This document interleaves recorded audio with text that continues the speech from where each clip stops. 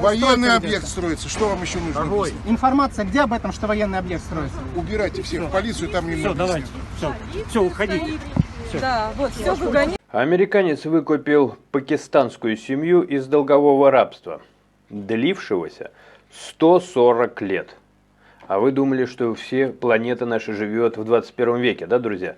Ну, в каком-то смысле, конечно. Тем временем протесты и задержания в Москве из-за вырубки леса в Кунцево под военный объект. Сейчас очень много военных объектов, и все время что-то под них вырубают. И вот здесь люди встали, ну и их посадили. Рассмотрим это подробнее. Тем временем бунт в венесуэльской тюрьме с поджогом матрасов, требованиями уволить директора. Сильные пожары в разных районах Москвы. И, кстати, это уже становится каким-то достаточно регулярным событием. Причем, что не подожгут дроны украинские, то как-то само собой загорается. Тем временем Светлана Тихановская впервые приехала в Киев по приглашению Зеленского. А Украина ударила хаймерсами по энергообъектам в Белгороде. Белгород опять без электричества. Уголовные дела против главреда Астра Анастасии Чумаковой за публикацию об Буче и статус иноагента. Тоже разберем чуть-чуть подробнее. Потому что тема, она такая, мало того, что она чувствительная, еще и крайне спекулятивная. Ну, как это обычно и бывает. Кому-то нельзя даже говорить о ней, а кто-то на ней делает очки и прибыль. Тем временем Медведев резко раскритиковал Пашиняна за курс Армении. Уже не первый раз, собственно говоря, угрозы в сторону Армении идут. Я со своей стороны смотрю с любопытством, потому что, ну, это серьезный путь испытания. Это не просто слова, это серьезные угрозы со стороны достаточно большой страны, которая находится неподалеку. Митрополит Иларион задержан в Чехии. Нашли белый порошок в машине. Ну, митрополиты с порошками, ну и прочие деятели церкви. Честно говоря, как это не печально, уже очень сильно не первый случай. Жительница Туапсе пикетирует из-за восстановленной после удара дрона квартиры. Вернее, не восстановленной, то есть из-за требования восстановить. Тоже она не первая. Были уже и обращения со стороны жителей, подъезд, который обрушался, им обещают, кормят их завтраками. Ну, собственно говоря, то есть это не единичные случаи, ничто никуда не восстанавливается, все деньги под лозунгом, мол, там, не выделывайтесь, школы строить, не знаю, детские площадки, инфраструктуру, дороги. Сейчас все на нужды войны, все уходит на эти нужды, а нужды это и есть восстановление подъездов, то есть домов, квартир. Но как-то вот до этих нужд не доходит. Сами посадки тех, кто должен был довести до нужд, тоже происходит достаточно регулярно. Это прям какой-то конвейер. Но что самое удивительное, пошли, значит, кто на ком-то застряло, кого-то посадили, а денег все равно нет. И подъездов тоже. Как бы понять, где тут это волшебство и как бы его расколдовать. Тем временем в Венесуэле жгли портреты Трампа и Рубио. Жестко там в Венесуэле, честно говоря, разгулялись граждане. Тем временем нижегородский мажор, кому-то уже, наверное, попадалось это видео, то есть он выделывается, как и очень большое количество их, то есть и на людей наезжают, и аварии устраивают, и смертельные ДТП мне попадалось немало, и совершенно спокойно себя чувствуют. А потом все-таки рука закона берет их, что называется, за горло и говорит, извините, извиняется, и все у него нормально. Очередная история об этом. Тем временем ФСБ предотвратила подрыв танкера в Усть-Луге. Поиск ответов на слова Звягинцева о бойне в Украине. Тут прокомментировал Песков, тоже это разберем, достаточно любопытное было высказывание. Песков лишил Звягинцева права голоса. Ну, вообще-то самого Пескова когда-то Путин лишил того же права, сказав, что он мелет какое-то, я уж не помню там слово, ну, в общем, Пескову ли говорить о праве голоса. Причем, ну, хоть бы обиделся, вызвал бы на дуэль, сказал бы: Владимир Владимирович, пошли стреляться. Тем временем, тема, которая, кстати говоря, я замечал, многих интересует, шаман Габышев. Какова там с ним ситуация, что с ним? Есть некоторая информация. Проходит он сейчас освидетельствование в психбольнице, он до сих пор находится на принудительном лечении. Ну а теперь давайте пройдемся уже подробнее. Не забывайте подписаться, высказывайте свои мысли, для этого существуют комментарии, распространять видео тоже крайне полезно и для канала, и для вас, то есть больше будет зрителей, больше будет собеседников. А многие видео я делаю, отталкиваясь от ваших комментариев, от поведение, скажем так, зрителей, то есть алгоритмы YouTube позволяют мне просто собирать комментарии, ваше поведение, ваши интересы, и потом я делаю рассмотрение уже конкретно выбранных тем, важных вопросов, кейсов, социально значимых, поэтому ваша активность, ну, она крайне полезна. Ну и подписаться, лайк, конечно же, и полезно, и приятно. Так что я перехожу со своей стороны уже к более подробному рассмотрению вот этих озвученных новостей. Американец Аарон Хатчингс приехал в Пакистан и за $4000 выкупил семью, которая 140 лет была в долговом рабстве на кирпичном заводе. Все началось аж в 1880-х, когда предок взял небольшой кредит. Я думаю, Россия вообще очень активно дружит со всякими Иранами, вот, Пакистанами, я так понимаю, Китаями. Северная Корея, там тоже, например, осужденный человек, он может, то есть там несколько поколений могут осудить. И здесь то же самое. Я к чему? К тому, что вот, да, Россия же, наверное, не просто так дружит. Она либо делится своим каким-то опытом, вот, понять бы каким, либо она хочет почерпнуть себе. Если почерпнуть себе, тогда давайте, друзья мои, готовиться. И вот эта история, она, наверное, поучительная в этом смысле, чего нам ждать. Когда предок взял небольшой кредит, система, да, кредит брал кто-то, проценты как там? Система PESG это называется. Это когда хозяин дает аванс под огромные проценты, штрафы и подтасовочки происходят. Ну, знаете, вот как русский стандарт, помните, в России не так давно появился банк, который появился много лет назад, там где-то, в общем, пару десятков лет назад он, по-моему, появился, мелькнул, раскидал всем карты и исчез, вообще его нет. А потом за эти карты, за содержание, он через 20 лет появился, как-то так все хорошо, у него все легально, кто бы это все вообще, ну, к слову о подтасовках. И людям начали приходить счета о том, что они должны, причем какие-то хорошие такие суммы, 100 тысяч, 200 тысяч, то, что я слышал. И невозможно от них отплеваться, а что вы раньше не жаловались, куда, кому, этот банк найти нельзя, у него даже офисов нет. Есть такие офисы-посредники, которые говорят, у нас центральный офис, он где-то в воздухе, он там рядом с Хаминеей где-то парит в небесах. То есть такие разговоры, об этом я немало слышал, да, это вот по поводу подтасовок, а потом вы должны и очень хорошо, а дальше хорошие проценты. Вот, ну, прям такое впечатление, что перекликаются темы. Хотя рабство запретили еще в 92 году, представляете, какая радость. Закон почти не работает из-за коррупции и влияния владельцев печей.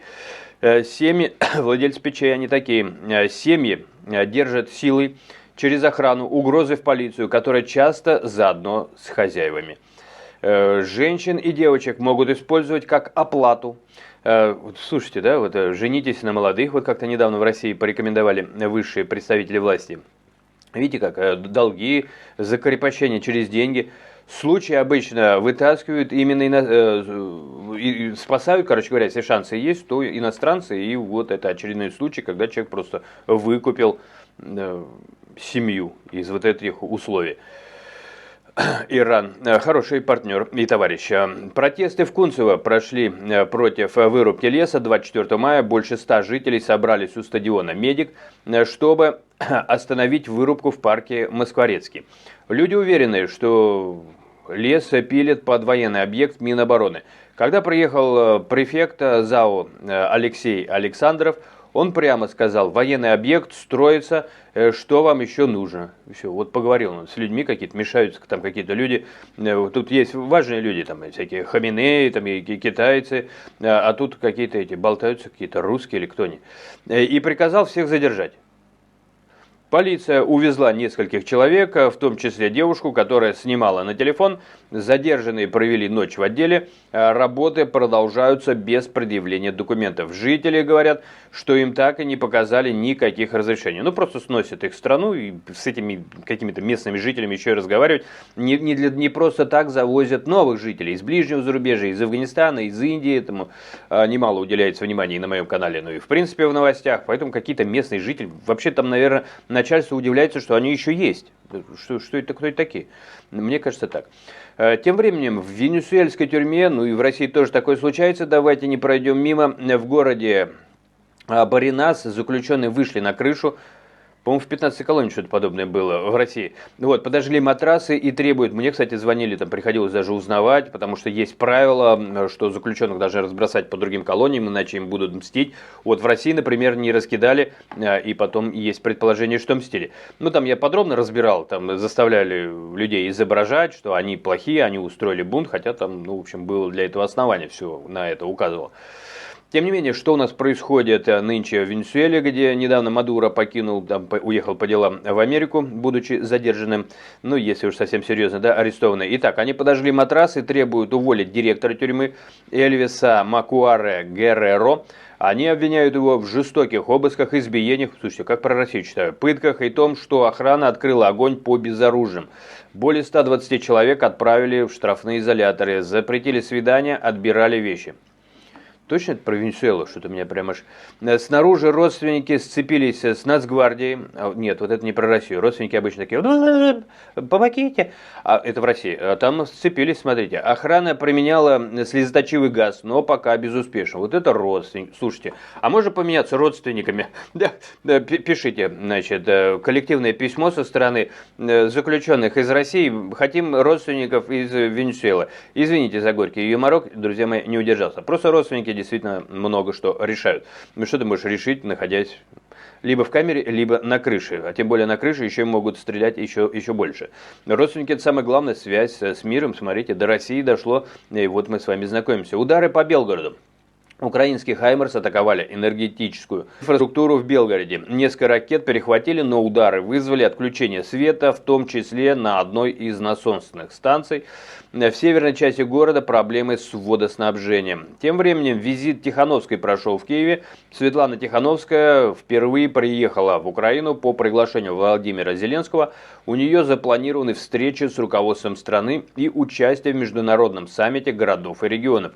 Это ответ на недавние заявления Лукашенко о готовности встретиться с Зеленским. Ну, такой вот, по крайней мере, присутствует предположение, такая вот, возможно, цель. Украинцы прямо сказали, что будут обсуждать Беларусь с Тихановской, а не с ним. Ну, тут, конечно же, игра теми темами, что, да, какая-то власть легитимна, нелегитимна, уровень ее легитимности, то есть признаны или не признаны те или иные выборы. Я напомню, что Лукашенко как бы не очень сильно и не очень всеми признанный, он является лидером страны. А Тихановская, ну тут надо сравнивать, кстати говоря. Ну, она как-то вот более признанная вроде как. Тем временем пожары в Москве. За день 2 крупных пожара, это даже больше где-то в 2 раза, чем каждый день. Сами по себе, которые горят, я без беспилотников, с беспилотниками достаточно больше и регулярнее. Утром сильный дым на северо-востоке, предположительно горел склад. Ну, склады горели и до 22 года, и очень многие считают, что это что-то из области такого унаследованного, как в фильме юмористическом «Новые приключения Шурика», что все уже украдено до нас, надо изобразить ограбление, либо изобразить пожар, то есть списать какую-то недостачу. Ну, не могу ничего утверждать, друзья мои, но склады время от времени горят и время от времени вызывают вопросы. Кстати говоря, по-моему, в 22 году, когда вдруг стало понятно, что объявить спецоперацию это одно, а потом выяснить, что нахрен все разворовано, это совсем другое, там тоже горели склады, и очень многие подозревали, что снарядов нет, потому что они сгорели. Вот атаки тоже были, еще раз, да, это все чувствительные темы, но, черт побери, не я их создавал. Мы живем в мире чувствительных тем, давайте учиться о них разговаривать. Днем в Гальяново на Монтажной улице загорелся, тем не менее, хостел, а это уже касается мигрантов. Кстати, не так давно горел дом, который был строящимся. И там сгорело большое количество мигрантов, соболезную родным и близким. И вот будьте осторожны. В России вот понимаете, что и кто как строит и на какое будет качество. А те, кто родственники отправляют вот это смертельное путешествие работать где-то в строящемся здании на территории России, эти самые, да, вот мигранты, ну вот вы должны понимать, что они в условиях находятся незащищенных. Короче говоря, пожару присвоили 2-й ранг сложности, пострадавших по предварительным данным нет, ну не знаю, есть они там или нет, тем не менее и в то время, как дела против Анастасии Чумаковой начинают набирать обороты, на основательницу и главу издания «Астра» завели 2 уголовных дела. Первое о фейках про армию за публикации в интервью о преступлениях российских военных в Буче в 22 году. Ну вот тут она, я так понял, публиковала заявления свидетелей, ну тогда надо объяснять, то есть, ну вот человек говорит, допустим, ну, так на говорящего и заводите, да, если вы хотите что-то куда-то завести. Вот тут мне не очень понятно. Либо она это сопровождала своим, вот эта тема, она из мега чувствительных, она международного масштаба, все это видят, все это помнят и все это обсуждали.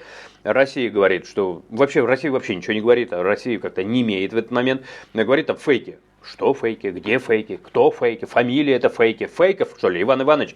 Ну, то есть ничего со своей стороны не объясняет. Ну, провели бы какое-то свое расследование, там, не знаю, рассмотрение, там, объяснение. Нет, Россия закрывается, и куча каких-то там жирных прихлебателей из разряда говорунов, пропагандистов что-то там рассказывают про какие-то двигающиеся тела. Ну, значит, есть кому двигаться, я не знаю. Ну, рассказывайте, расследуйте. Еще раз, да, вот Россия не дает возможности сравнивать, так как любая наука, она призывает к тому, чтобы накладывать две версии, да, откидывать противоречивые и приходить к каким-то выводам. В данном случае вообще я, когда еще это звучало на свежую, конечно же, также под впечатлением, как и многие люди, я со своей стороны призывал и призываю в очередной раз, уже, может быть, без надежды немножко, что должно проводиться следствие. Должно проводиться максимально прозрачно, ну, по поводу прозрачности оно сразу было засекречено, уже тогда давно, теми самыми третьими странами. И, по крайней мере, то есть отталкиваться надо от того, что следователи профессиональные смогут сказать, а вот данное дело, да, если там были преступления, давайте вот берем вот это факты с оговорками «если», чтобы никого не задевать. Если были преступления, то их доказательства найдутся. Не просто кто-то посмотрел, что-то рассказал, политизированно, околополитизированно, зажравшиеся какие-то актеры приезжают и изображают оханье. Нет. Для любого человека будет действовать и работать, особенно если какой-то человек будет смотреть, который вообще не знает, где там это Украина, где там это Россия. Для него будет работать проведенное следствие, открытая информация и журналисты, которые будут публиковать ту или иную информацию. Значит, следствие должно выглядеть так. Даже в сложных делах, там профессиональный киллер, в перчатках, кого-то выстрелил, все следы убрал, и такие попадаются. А когда у вас, вы сами, да, то есть, ну, то, что мы знаем об этом, то, что звучит, есть военнослужащие, которые совершали военные преступления. Значит, там гора ДНК, значит, там гора различных фактов, которые может что-то с чем-то увязывать. По крайней мере, это следствие должно называть имена, должно создавать карты тех или иных генетических кодов, которые нам построят эту картину. Тут там доказано может быть все вообще от и до.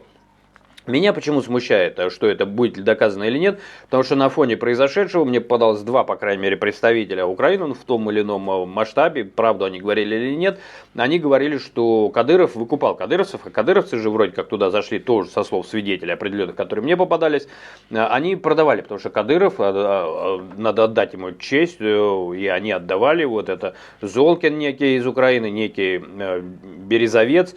Они говорили, что вот он, Кадыров, молодец, он такой щедрый, он астрономические суммы платит за своих, поэтому там никто ничего не расследует, их прямо продают, такой очень хороший ходовой товар. Вот, и поэтому после этого даже, вот может ли быть объективное расследование, если вот все это было, да, вот все это мы принимаем, ведется следствие, а что расследовать-то, если вы продали подозреваемых? Ну, я понимаю, что за них хорошо платили, но это как-то вроде как для следствия могло бы помешать. Вот, но так это мне рисуется. Поэтому здесь, еще раз, да, возвращаясь к тому, что это чувствительная тема, мне кажется, надо быть очень внимательными, потому что многие могут спекулировать. И когда говорится, что на нее вот заводят дела, хотелось бы понять за что. Только за то, что она опубликовала показания свидетелей, ну, да, может быть, я не знаю. Это, с одной стороны, высветило бы тех, кто принимает решение заводить уголовное дело. Если она, отталкиваясь от этого, сделала свои выводы, да еще сказала слово «русские», я считаю, что это фейки, это вранье, потому что кадыровцы не русские. Да, вот это мое мнение. Опять же, да, которое тоже может не совпадать с мнением, может быть, кадыровцев, потому что они пришли, они себя чувствовали русскими. Вот то, что мне попадалось свидетель, она говорит, они пришли и говорят, мы русские, пришли вас освободить. Вот со слов одной из свидетельств, то, что мне попадалось. Вот, то есть, вот фейк это, наверное, да, вот не знаю.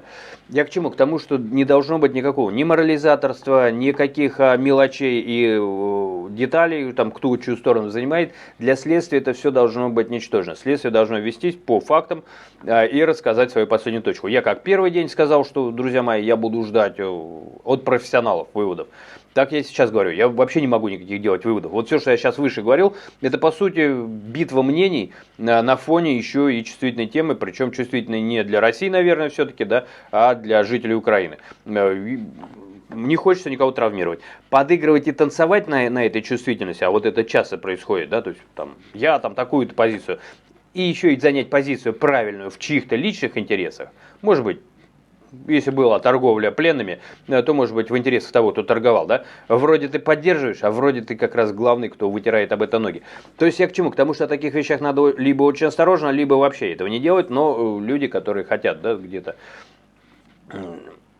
хайпануть — плохое слово, я к нему в том смысле, что я к нему хорошо отношусь. Хайпануть — это полбеды. Пожалуйста, хайпуй. Важно не то, как ты привлек к себе внимание, а как ты им воспользовался. Вот был ли ты корректен и очень точен там в своих формулировках. Вот это известно, вот это неизвестно. Вот это со слов свидетеля. Свидетель — это очень серьезный аргумент. Это один из самых важных аргументов, хотя, опять же, память человеческая там и так далее, и эмоциональная сторона, но это очень важно. Да, вот свидетель говорит такой-то, и все, и заткнись нафиг. Дальше должен работать следователь. Вот я просто не знаю, давала ли она что-то от себя дальше. Второе, за уклонение от обязанностей иноагента, ну то есть ее сделали иноагентом, потом уклонение от обязанностей, оба дела объединили, Чумакова объявили в розыск, внесли в список экстремистов и террористов, ничего себе, мне кажется, как-то сразу крутовато за то, что она плашку где-то не ставила, ну не знаю. По крайней мере, Астру я знакомлюсь, Астра полезна, дает материалы хорошие, ну, с точки зрения до поиска новостей. Обыск проводили у ее мамы, хотя сама Анастасия там не живет уже больше 10 лет. Ну, это опять спекуляция, ну, то есть проводили. Где проводили, там проводили. Это, ну, то есть там, где могли быть ее вещи, это как раз, в общем, наверное, естественно. Опять же, да, надо не путать. Есть силовики, есть их командование, есть какое-то более командование, есть политики, есть политизация тем. И это всегда, вот, не знаю, у меня всегда была главной целью стараться располитизировать те или иные вопросы, потому что политизация уводит в сторону, уводит в интересах тех или иных политических кейсов, а может быть и коррумпированных политиков, которым дали денег, ну я так фигурально фантазируя, да, и они начнут там запугивать вас, что вы своими высказываниями там затрагиваете кого-то, дискредитируете, при том, что вы требуете, например, вот как в деле Влада Бахова, там детишки полицейских местных, чиновников, членов партии «Единая Россия», да, можно ведь этому придать политическую сторону, и делали, я отслеживал это дело, просто как пример вам привожу. И пытались через политизацию давить на людей, которые говорили о деле чистой воды, просто криминальщина адская. Но пытались заполитизировать, чтобы запугивать всех, кто говорит. То есть здесь надо быть очень осторожными. Медведев о Пашиняне довольно любопытно высказался, хотя, так как Медведев себе не изменяет и как-то нормально он не высказывается, то это уже становится, наверное, в каком-то смысле банальщиной. Медведев жестко прошелся по премьеру Армении, заявив, что тот ведет страну по пути бандеровской Украины. Ну, то есть похвалил его, что ли, с точки зрения Украины, ставит под угрозу отношения с Россией, ОДКБ, и, ну, то есть вот он говорит, Пашинян, ты что? По словам Медведева, Пашиняна считает нас лохами и сильно ошибся в расчетах. Медведев решил на уголовном языке заговорить. Ну, Медведев, ну, там ведь если не соответствуешь рангу, можешь начать соответствовать хрена рангу случайно. Едем дальше. Задержание митрополита Иллариона в Карловых Варах в Чехии. Задержали митрополита Иллариона. В его машине нашли 4 контейнера с белым веществом. Сам он называет это провокацией, говорит, что никогда не имел отношения к данным веществам. То есть это вещества, наверное, посадили его в машину и куда-то увезли, я так понимаю. И требует полной независимой проверки. Вот видите, как он, молодец. А ему надо, наверное, туда обратиться, сказать, так, слушайте, да, помогайте. Ранее его отстранили от управления епархией из-за обвинений в домогательствах. Слушайте, я уже боюсь говорить на эту тему. Адвокат утверждает, что полиция ждала машину, не дала наблюдать за досмотром и не вела видеозапись. Слушайте, вы там поосторожнее, там ведь и молния может... И привет. Особенно если он там где-то куда-то кому-то домогался. Он же как бы вроде, да, он же проводник, он же вроде как посредник между высшими силами. Он домогался до кого? В нашем мире несовершенным или в том? Жуткие дела творятся. Пикет в Туапсе тем временем. Евгения Третьякова вышла в пикет полгода после попадания дрона в ее квартиру в ноябре 25-го. Жилье до сих пор не восстановили. Квартира была единственным жильем. Контракт на ремонт дома есть, но ее квартиру в него не включили. а крыша до сих пор под пленкой. Женщина обвиняет местные власти в халатности и отписках. А почему бы не обвинить местные власти в вороватости? Предположил бы я, возможно, за это они могут обидеться. Обижать не надо. Это она молодец, и это она права. Тем не менее, давайте какие еще новости коротенько по ним пробежимся. В Венесуэле на площади жгли портреты Трампа и госсекретаря Рубио. Нижегородского мажора Сергея Корнилова задержали после пьяного ДТП на кабриолете «Мерседес». Он принес публичные извинения, и этого достаточно. Там как-то так, там какой-то свой уголовный кодекс. Машину конфисковали, дело по хулиганству вроде как завели. ФСБ предотвратила акт запугивания в порту Усть-Луга на газовозе. Тоже достаточно стандартно все это происходит. Мне кажется, есть смысл уже задуматься, а почему оно так происходит. Причем не важно, кто это, диверсанты или свои, может быть, свои уже становятся не своими. Не пора ли задуматься? Пришедшими из Бельгии нашли морские магнитные мины НАТО. натовские мины нашли. Вот такая история, друзья мои. Песков заявил, то есть кто-то же их провез, эти мины НАТО. Кто же им помогал? Это правда, что пограничники сейчас к ФСБ относятся или нет? Или раньше относились к КГБ? В общем, не знаю. Короче говоря, мины приехали, друзья мои. Песков заявил... Из Бельгии пришли в Москву. Я все-таки в Усть-Луг пришли из Бельгии мины. А что еще из Бельгии приходит в Усть-Луг? В Усть-Луге. Я просто... Петербуржцы, у вас там много всего интересного приходит. Вы хоть рассказывайте, что еще вам там приходит. Там мины к вам приходят. Кошмар какой-то, причем натовский. Песков заявил, что у Андрея Звягинцева нет морального права говорить о войне в Украине, потому что он никогда не осуждал события в Донбассе с 2014 года. Якутский шаман Александр Габышев тем временем прошел очередное свидетельствование в психбольнице. Решение о продлении лечения ожидается в июне. Не знаю, по поводу Пескова как-то я уже высказался, мне особенно добавить нечего. По поводу Габышева, пишите, что думаете. Можно ли это назвать тем, что живем мы в мире, где вполне себе прекрасно существует, хорошо себя чувствует карательная медицина? Потому что Габышев, я так напоминаю, человек, который шел изгонять Путина. Он шаман. Он хотел наколдовать, чтобы Путин изгнался.